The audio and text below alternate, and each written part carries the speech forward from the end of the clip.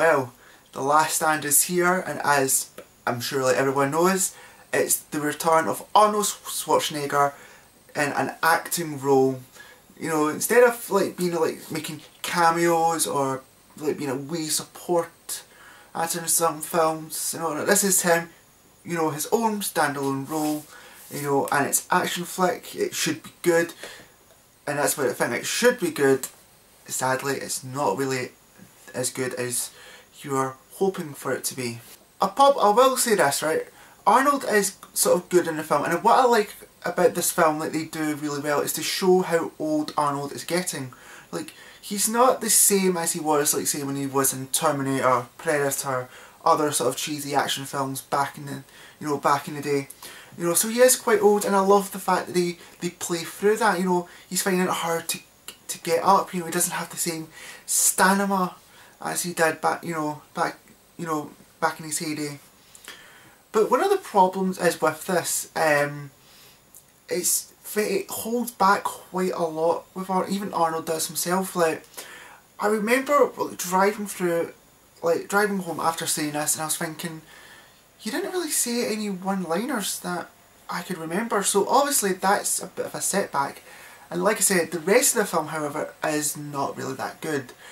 The problem is, it's just really, really boring. Like, everything is kind of predictable, everything is kind of just, you know, you see things happening. Like, for instance, there's, you know, the story starts off with, you know, this town's like sort of high school sort of, you know, jocks or whatnot going facing this sort of team, and so most of the town is heading to support them. You know, the mayor's going along. The mayor says to Arnold, you know, hey, here's the keys to my car, you know, watch out for it, right? And he says, oh, but you've left it. Arnold says, oh, but you've left it in a, you know, in a hazard sort of thing. And they're like, I will just make sure it's not a scratch on it. You know what's going to happen to that car now, don't you? And that's the whole point. Like, you just know things are coming.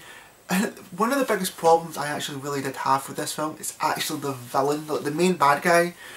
The guy, you know, what, you hear his voice, I heard it, I was like, surely this cannot be his voice.